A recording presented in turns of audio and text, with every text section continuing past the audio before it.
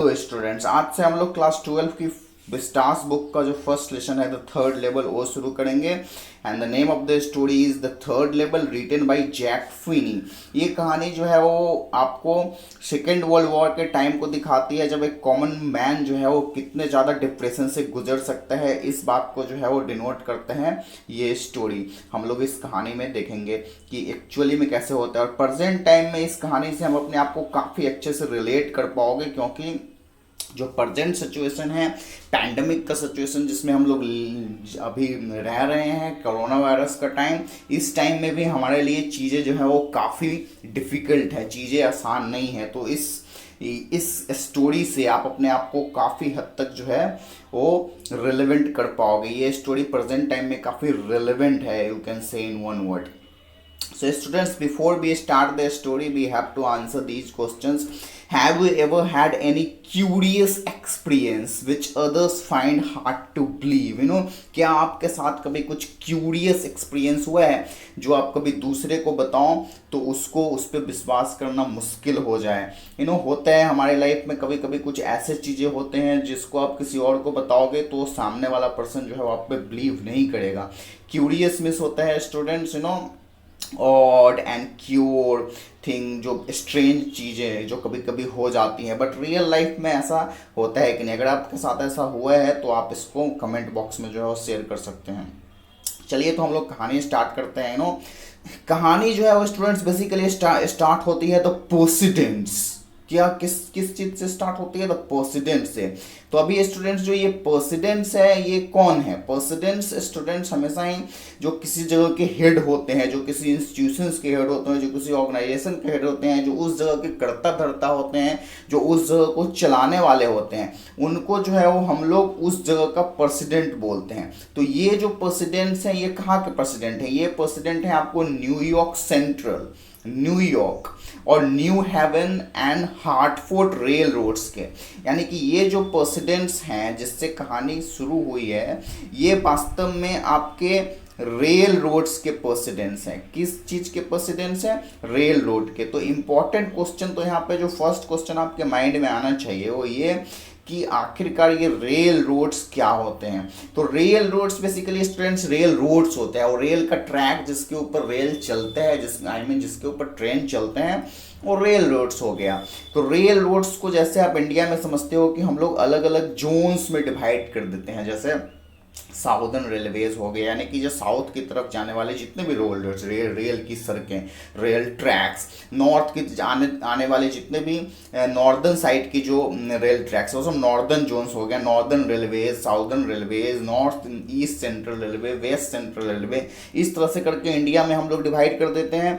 तो ये सब जो है यहाँ पे लिखा हुआ New York Central, New York, new Haven and Hartford, ये सब रेल रोड्स के नाम है। जैसे इंडिया में साउदर्न रेलवेज हो गया, इंडियन रेलवेज हो गया, नॉर्दर्न रेलवेज हो गया, ये सब रेल रोड्स के नाम है। उसी तरह से ये सब अमेरिका में रेल रोड्स के नाम है। और इन सब जगहों के जो प्रेसिडेंट्स हैं, तो इंपॉर्टेंट ये है कि इन सब जगहों के प्रेसिडेंट्स कैसे हो सकते हैं? प्रेसिडेंट्स कहने रेल रोड्स के तो प्रेसिडेंट्स नहीं होते हैं। अभी अमेरिका में हर एक चीज़ों का जो हेड होता है, जो पूरी कंट्री का हेड होता है, उसको प्रेसिडेंट्स बोलते हैं। जस्ट लाइक दैट जो रेल रोड्स का हेड होगा, जो उस रेल रोड्स, जैसे पूरे कंट्री में रेल को संभालने के लिए एक रेलवे मिनिस्टर है इंडिया में, बट वहाँ पे अलग अलग रेल जोन के लिए एक अलग अलग हेड है, और तो उन्हीं को प्रेसिडेंट बोल के जो है वो डिनोट किया जाए। और ये प्रेसिडेंट्स लोग जो है वो क्या करेंगे? ये प्रेसिडेंट्स लोग जो है वो स्वेयर करेंगे। क्या करेंगे? एक सेकेंड। ये प्रेसिडेंट्स लोग जो है वो स्वेयर करेंगे। और किस बात को लेके स्वेयर करेंगे? स्वेयर करेंगे, पहले तो हम लोग देखेंगे किस चीज़ पे स्वेयर करेंगे। स्वेयर करने का क्या मतलब होता है? स्वेयर करने का मतलब होता है कसम खाना, प्रतिज्ञा लेना, ओथ लेना किसी चीज़ को लेके। तो स्वेयर करेंगे ये लोग, और किस चीज़ पे स्वेयर करेंगे? ये लोग स्वेयर करेंगे on A stack of time table, time table के ढेर पे। जैसे हम लोग हमेशा ही जब शपथ लेते हैं, जैसा कि आप पिक में देख सकते हो, तो किसी भी चीज़ का जो शपथ लेते हैं तो हम लोग उस पर, जैसे पुराने ज़माने में होता था, आग के ऊपर जो है वो जितने भी फ्रेंड्स एक साथ जो है वो प्रतिज्ञा ले रहे हैं, स्वेयरिंग कर रहे हैं, हाथ ऊपर रख के और शपथ ले रहे हैं। तो ये लोग हाथ किस चीज़ के ऊपर? जैसे हम लोगों को यहाँ कोर्ट में गीता, महाभारत, रामायण, कुरान, इन सब चीज़ों के ऊपर जो है वो हाथ रख के स्वेरिंग कराया जाता है। तो ये जो मतलब स्वेर यहाँ पे कराया, ये लोग जो प्रेसिडेंट्स ऑफ रेल रोड्स हैं, ये लोग जो स्वेर करेंगे तो ये लोग किस चीज़ पे स्वेर करेंगे, ये लोग जो है वो बेसिकली आपका टाइम टेबल्स पे स्वेर करेंगे, on A stack of time table. तो अभी टाइम टेबल का स्टैक हम लोग कैसे बना सकते हैं, अभी टाइम टेबल का जो चार्ट लिखा हुआ होगा, जो चार्ट पेपर पे जो पूरा टाइम टेबल लिखा हुआ होगा, या रेलवे स्टेशन पे जो पूरा बैनर बोर्ड या एलईडी स्क्रीन पे जो हम लोग टाइम टेबल दिखाते हैं, तो उस टाइम टेबल पे, टाइम टेबल के स्टैक पे, यानी स्टैक मीन्स होता है स्टूडेंट ढेर, किसी भी चीज का pile, pile of something is known as stack. The stack of time tables, यानी कि ये लोग इस टाइम टेबल के स्टैक पे जो है वो स्वेर करेंगे, यानी कसम खाएंगे। और किस बात को लेकर, तो टाइम टेबल पे कैसे खाएंगे और टाइम टेबल पे क्यों खाएंगे, क्योंकि टाइम टेबल ही तो रेलवे से जुड़े हुए हर लोगों के लिए सबसे इंपॉर्टेंट चीज़ क्या होता है, खाएंगे यानी कसम। रेलवे से जुड़े हुए लोगों के लिए सबसे इंपॉर्टेंट चीज़ क्या होता है, टाइम टेबल। अपने टाइम को मैनेज करके चलना उनके लिए सबसे इंपॉर्टेंट चीज़ है। इसीलिए एक रेलवे के पर्सन के लिए अगर वो टाइम टेबल से जुड़ी हुई शपथ लेता है, जैसे एक आर्मी वाला देश की शपथ ले रहा है, जो लीडर है वो कानून का शपथ ले रहा है, या जो डिफेंस में गया है, जो पुलिस डिपार्टमेंट में गया है, वो कानून का शपथ ले रहा है, उसी तरह से जो रेलवे वाले जो रेल से जुड़े हुए लोग हैं, वो अगर टाइम टेबल से शपथ लेते हैं तो वो उनके लिए सबसे बड़ी चीज़ हुई। और वो लोग टाइम टेबल पे किस चीज़ का शपथ लेंगे, वो लोग टाइम टेबल पे इस बात का शपथ लेंगे, किस बात के लिए कसम खाएंगे वो लोग टाइम टेबल पे, इस बात के लिए कि सिर्फ दो ही हैं, that there are only two. तो अभी क्या चीज़ दो ही है, ये हमें आगे पढ़ने से पता चलेगा स्टूडेंट्स।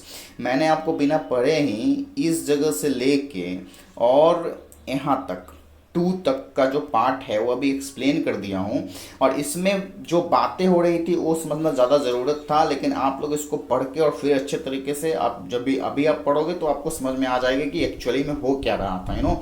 जो प्रेसिडेंट्स हैं इन सब रेल रोड्स के, न्यूयॉर्क सेंट्रल के, न्यूयॉर्क के, न्यू हैवन के और हार्टफोर्ड रेल लेट्स के, ये लोग टाइम टेबल पे शपथ लेंगे कि सिर्फ दो ही हैं। अभी ये क्या चीज़ दो ही है ये तो हमें आगे पता चलेगा। ये कहानी थोड़ा सा है कि आप जैसे जैसे आगे पढ़ोगे वैसे वैसे इसके परत खुलते जाते हैं, और कहानी के शुरू में अगर हमें पता हो तो शायद उतना मज़ा नहीं आएगा। तो शुरू में एक आइडिया बैकड्रॉप में दे दिया हूँ कि ये कहानी जो है वो बेसिकली वर्ल्ड वॉर 2 के टाइम से जुड़ा हुआ है, जिस समय कॉमन आदमी बहुत ज़्यादा डिफ़िकल्टी के फेज से गुजर रहा था। जैसे अभी कोरोना के टाइम में जो है वो हम लोग बहुत ज़्यादा वॉरी, बहुत ज़्यादा डिप्रेशन के स्टेट से गुजर रहे हैं, जस्ट लाइक दैट उस टाइम का भी सिचुएशन वैसा ही था। वॉर के टाइम में तो और ज़्यादा डिफ़िकल्ट फेजेस, डिफ़िकल्ट सिचुएशंस जो है वो कॉमन पर्सन्स के लिए हो जाती हैं। तो वही केस यहाँ पे भी है। तो वही लोग कसम खाएंगे कि सिर्फ दो चीज़ है। अभी वो क्या चीज़ दो चीज़ है वो हमें आगे पता चलेगा, बट जो हमारे कहानी का प्रोटैगनिस्ट है ये आई, देखो अभी यहाँ पे आई इंट्रोड्यूस हुआ है। ये कहानी भी फर्स्ट पर्सन में जो है वो डिनोट किया गया है, आपको एक्सप्लेन किया गया है। कहानी को हम लोग 2-3 तरीकों से एक्सप्लेन करते हैं, एक कन्वर्सेशनल वे में, एक फर्स्ट पर्सन में और एक थर्ड पर्सन में। तो ये कहानी फर्स्ट पर्सन में, यानी कि इस कहानी को सुनाने वाला हमारा एक ऑथर है आई। तो ये आई जो है, बट आई से देयर आर 3, लेकिन ये जो हमारे कहानी का प्रोटैगनिस्ट है जिसका नाम चार्ली है, ये बोल रहा है कि मैं सिर्फ, ये बोल रहा है कि 3 हैं। ये जो न्यूयॉर्क सेंट्रल के, न्यू हैवन के और हार्टफोर्ड रेल रोड्स के जो प्रेसिडेंट्स हैं वो लोग इस बात को लेके कसम भी खा सकते हैं कि सिर्फ 2 ही हैं। लेकिन हमारी कहानी का जो प्रोटैगनिस्ट है चार्ली, आई, वो अपने आप को आई बोलेगा क्योंकि वही कहानी नरेट कर रहे हैं, तो वो बोलेगा, लेकिन वो बोल रहा है कि 3 हैं। अभी क्या चीज़ 2 है और क्या चीज़ 3 है वो हमें आगे पता चलेगा, but because I have been on the 3rd level of the Grand Central Station। तो अभी स्टूडेंट्स आपको इस लाइन से पता चल गया कि ये लोग बेसिकली बात किस चीज़ के बारे में कर रहे थे। ये लोग जो है वो ग्रैंड सेंट्रल रेलवे स्टेशन के बारे में बात कर रहे हैं, जिसके बारे में जो प्रेसिडेंट्स है न्यूयॉर्क सेंट्रल का, न्यूयॉर्क का और न्यू हेवन का, वो लोग कसम खाने के लिए भी तैयार हो जाएंगे कि सिर्फ 2 ही हैं। लेकिन जो राइटर है, जो चार्ली है, वो बोल रहा है कि 3 है। और क्या चीज़ 3 है और ये क्यों बोल रहा है कि 3 है, क्योंकि ये जो है वो I have been on the 3rd level of grand central railway station, क्योंकि ये ग्रैंड सेंट्रल रेलवे स्टेशन के 3रे लेवल पे गया हुआ है। यानी कि ये लोग बात कर रहे हैं लेवल की, ये लोग बात कर रहे हैं किस चीज़ की, लेवल की। और किस चीज़ के लेवल की बात कर रहे हैं, ग्रैंड सेंट्रल रेलवे स्टेशन के लेवल की बात कर रहे हैं। तो अभी हम लोग तो देखेंगे कि ये ग्रैंड सेंट्रल रेलवे स्टेशन क्या होता है। ये ग्रैंड सेंट्रल रेलवे स्टेशन का नाम है, जो कि बेसिकली न्यूयॉर्क में है। और यहाँ पे सिर्फ 2 ही लेवल है रियलिटी में स्टूडेंट्स, आपको मैं पिक के जरिए अभी समझाऊंगा। ये जो पिक आपके स्क्रीन पे आ रहे हैं, इस पिक में आप ये न्यूयॉर्क सेंट्रल पे ग्रैंड सेंट्रल रेलवे स्टेशन को देख रहे हो। और इस पे 2 लेवल है। जब आप इसके अंदर इन करते हो तो आप फर्स्ट लेवल पे चले जाते हो, और जब सीढ़ियों से उतर के नीचे चले जाते हो तो आप सेकेंड लेवल पे पहुंच जाते हो, यानी कि जो इसका अंडरग्राउंड लेवल है। उसके बाद इसका और कोई लेवल नहीं है रियलिटी में। लेकिन जो हमारे कहानी का प्रोटैगनिस्ट है, ये आई, जो कि है चार्ली इसका नाम है, ये बोल रहा है कि ग्रैंड सेंट्रल रेलवे स्टेशन पे 3 लेवल हैं, 3 लेवल हैं। तो अब ये 3 लेवल कैसे है वो आपको कहानी में आगे पता चलेगा। मतलब इसको कैसे लगा, क्योंकि ये बोल रहा है कि मैं गया हूँ तीसरे लेवल पे। तो तीसरा लेवल होगा तो ही तो भाई गया है। तो अब और रियलिटी का तो मैंने आपको पिक दिखा के समझा दिया कि रियलिटी में तो सिर्फ 2 ही हैं, बट ये तीसरे लेवल पे कैसे चला गया, यही इस कहानी का मेन थीम है। और यही इस कहानी का मेन क्वेश्चन है कि आखिरकार वो तीसरे लेवल पे गया कैसे, जब तीसरा लेवल है ही नहीं। और yes, I have taken the obvious step. I talked to a psychiatrist friend of mine, among others. I told him about the 3rd level at Grand Central Station, and he said it was a walking dream with fulfillment. He said I was unhappy. That made my wife kind of mad.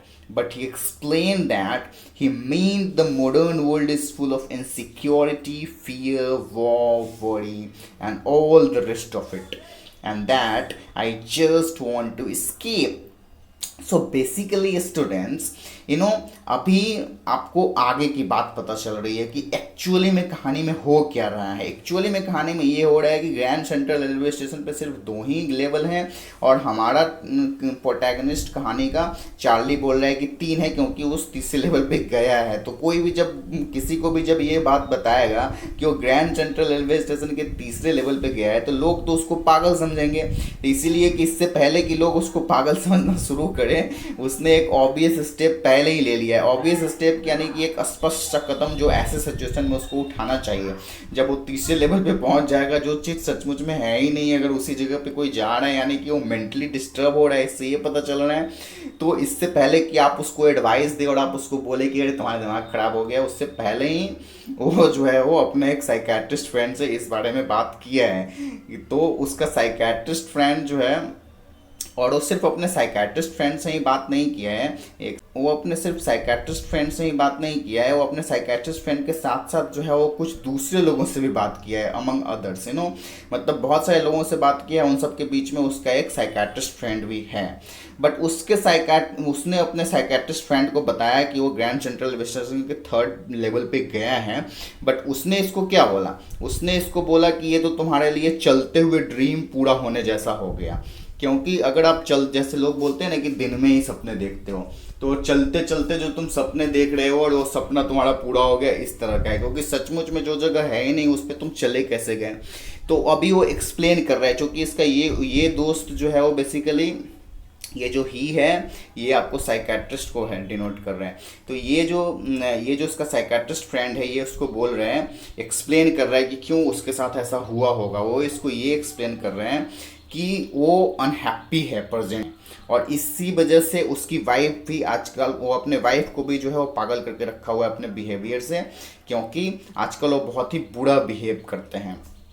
और इसीलिए जो है वो behaviour की वजह से उसकी wife को भी जो है वो काफ़ी मैड बना के रखा हुआ है, इजंट इट कि मतलब उसकी वाइफ भी आजकल काफ़ी मैड से हो गई है अपने चार्ली के इस बिहेवियर से। इससे पता चलता है कि चार्ली आजकल जो है वो सिचुएशन से बचने की कोशिश कर रहा था, वो बहुत ही अलग बिहेव कर रहा था और थोड़ा सा मेंटली डिस्टर्ब हो गया था। ये जो उसका साइकेट्रिस्ट फ्रेंड है, ये उसका फैमिली फ्रेंड है, ये बेसिकली इसका फ्रेंड है, तो उसके फैमिली लाइफ के बारे में भी इसको पता है, इसीलिए ये बोल रहे हैं। इसीलिए इसकी वाइफ के बारे में भी उसको पता है कि उसकी वाइफ आजकल मैड सी हो गई है इसके बिहेवियर को लेके, और आगे वो पूरी बात एक्सप्लेन कर रहे हैं। He explained that he mean the modern world is full of insecurity, fear, war, worry and all the rest of it. उसका साइकेट्रिस्ट फ्रेंड उसको ये एक्सप्लेन कर रहे हैं कि जो मॉडर्न वर्ल्ड है, modern world means present time, you know students, जो अभी का समय होता है उसको हम लोग मॉडर्न टाइम बोलते हैं। तो जो मॉडर्न वर्ल्ड है ये क्या चीज से भरा पड़ा हुआ है, is full of what, is full of insecurity, fear, war, worry, ये इन सब चीज़ों से भरा पड़ा हुआ है प्रेजेंट का समय। इनसिक्योरिटी से, फियर से, वॉर से, वरी से और इस तरह के बाकी सभी चीज़ों से भरा पड़ा हुआ है। जैसे प्रेजेंट टाइम हमारा कोरोना का टाइम, इससे हम लोग काफ़ी रिलेट कर सकते हैं इस सिनेरियो को। अभी का समय भी बिल्कुल ही इन सब चीज़ों से फुल ऑफ, जो आपको समझ में नहीं आ रहा, आप सिक्योर नहीं है अपने लाइफ को लेके, आपके अंदर डर, भय है, आप चिंताग्रस्त हो अलग अलग चीज़ों को लेके। वॉर का कंडीशन तो अभी नहीं है, बट वॉर जैसा ही सिचुएशन है।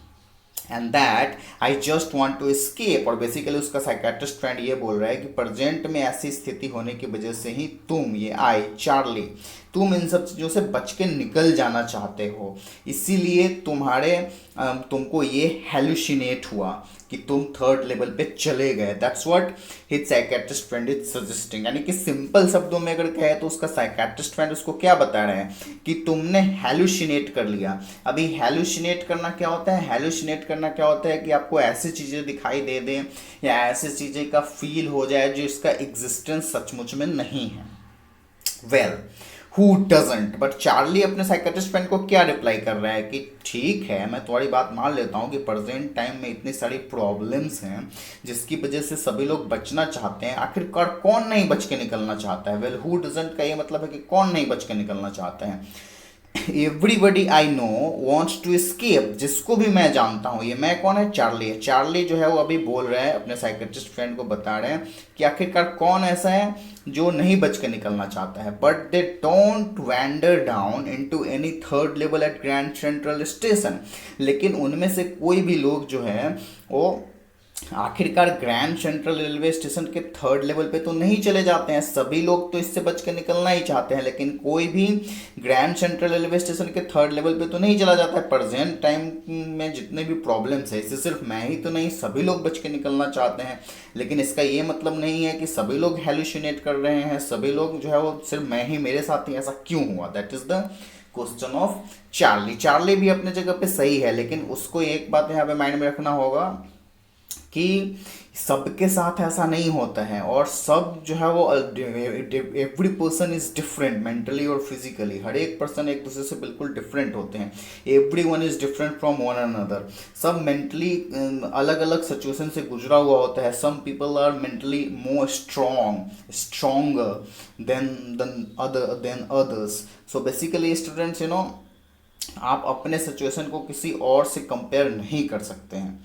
But that's the reason he said and my friends all agreed.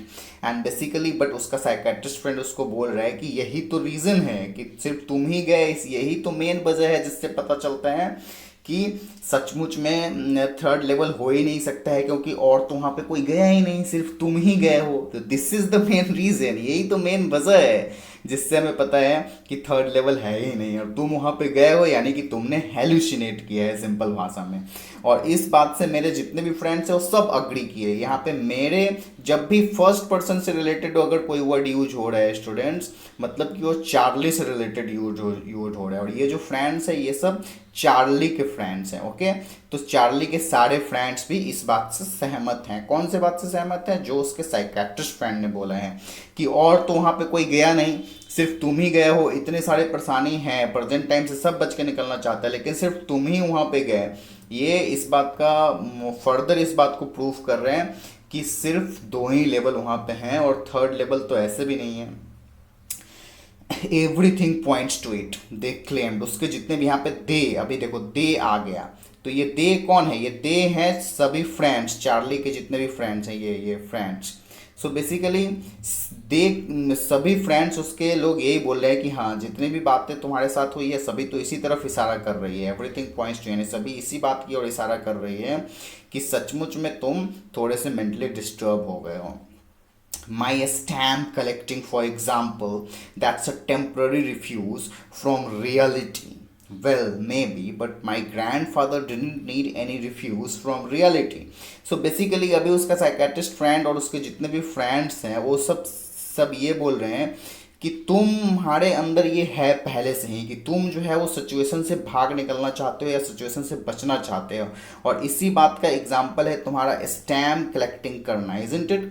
वो लोग बोल रहे हैं कि तुम जो स्टैम्प कलेक्टिंग करते हो ये भी एक इसी बात का एग्जाम्पल है कि तुम जो है वो प्रेजेंट सिचुएशन से बच के निकल जाना चाहते हो, अपना दिमाग भटकाना चाहते हो किसी और चीज़ में। तो ये प्रेजेंट सिचुएशन से तुम रिफ्यूज़ लेने की कोशिश कर रहे हो। रिफ्यूज़ लेने का मतलब हुआ टेक शेल्टर फ्रॉम समथिंग, कि आप कुछ देर के लिए, जैसे बारिश हो रही है तो आप उससे बचने के लिए कुछ देर पे कहीं रुक जाते हैं। तो प्रेजेंट में जो सिचुएशन है उससे बचने के लिए, अपना माइंड डाइवर्ट करने के लिए उन सब चीज़ों से, चार्ली जो है वो स्टैम्प कलेक्टिंग कर रहे हैं। ऐसा उसका फ्रेंड्स लोग उसको क्लेम कर रहे हैं, ऐसा उसका फ्रेंड्स लोग उसको बोल रहे हैं। बट चार्ली क्या बोल रहा है? चार्ली बोल रहा है कि हो सकता है ये सच हो कि मैं प्रेजेंट टाइम्स के जो सिचुएशन है उसको फेस करने से घबराता हूँ, उसको फेस नहीं करना चाहता हूँ, और इसीलिए जो है वो मैं स्टैम्प कलेक्टिंग करने लगा हूँ। हो सकता है ये इस बात का एक सिंबल हो कि मैं इनसे बचना चाहता हूँ, रिफ्यूज़ लेना चाहता हूँ प्रेजेंट टाइम में जो वॉर, फियर, इनसिक्योरिटी, इन सब चीज़ों, क्योंकि वो वर्ल्ड वॉर का समय था स्टूडेंट, सेकेंड वर्ल्ड वॉर का टाइम था। बट मेरे ग्रैंडफादर ऐसा क्यों करते थे? अभी यहाँ पे ये पता चल रहा है कि उसके ग्रैंडफादर भी जो है वो बेसिकली, उसके ग्रैंडफादर भी स्टैम्प कलेक्टिंग करते थे। तो ये बोल रहा है कि ग्रैंडफादर मेरा ऐसा क्यों करते थे, क्योंकि उनके समय में तो किसी चीज़ से रिफ्यूज़ लेने की ज़रूरत नहीं थी, यानी किसी चीज़ से बच के शेल्टर लेने की ज़रूरत तो नहीं थी, क्योंकि उनके समय में तो चीज़ें काफ़ी नाइस और पीसफुल थी, इजंट इट? थिंग्स वो peaceful and nice in his time. उनके टाइम में चीज़ें जो है वो काफ़ी शांतिपूर्वक और अच्छी थी। तो ग्रैंडफादर के टाइम में चीज़ें कैसी थी? Grand in his day, from all I hear and he started by collection, it's a nice collection too, blocks of four of practically every US issue, first day covers and so on. President Roosevelt collected stamps too, you know. So basically Charlie अपनी सफाई दे रहा है। Charlie ये बताने की कोशिश कर रहा है कि नहीं, ये चार्ली है, कि ऐसा नहीं हो सकता कि वो हेलुसिनेट किया है, उसको अपने अंदर बिलीफ है कि नहीं वो सचमुच में थर्ड लेवल पे गया है। तो उसके फ्रेंड्स लोग जब उसको क्लेम कर रहे हैं कि नहीं, तुम्हारा स्टैम्प कलेक्टिंग करना भी एक इसी बात का लक्षण है कि तुम प्रेजेंट चांस समय से बच के निकलना चाहते हो, तो अपने ग्रैंडफादर का एग्जाम्पल दे रहा है चार्ली। और वो दे रहा है कि मेरे ग्रैंडफादर क्यों स्टैम्प कलेक्टिंग करते थे, क्योंकि ग्रैंडफादर के टाइम में तो चीज़ें बहुत अच्छा था। जो भी मैं सीन सुना हूँ अभी तक कि उनके टाइम में तो सब चीज़ बहुत अच्छे थे, लेकिन उन्होंने फिर भी जो है वो स्टैम्प कलेक्शन स्टार्ट किया, स्टैम्प कलेक्टिंग करना शुरू किया, और उनका जो कलेक्शन है वो काफ़ी अच्छा भी है। His collection is basically quite nice too, you know. वो क्या चीज़ कलेक्ट करते थे? वो कलेक्ट करते थे blocks of four practical every is US issue.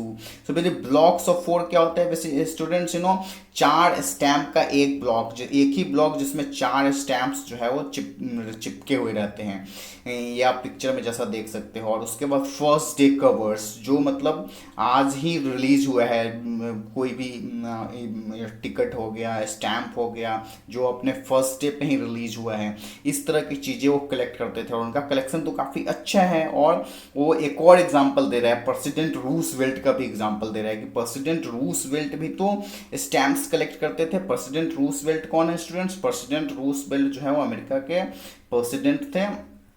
इनका पूरा नाम और फोटो अभी आपके स्क्रीन पे दिखाई दे रहे हैं।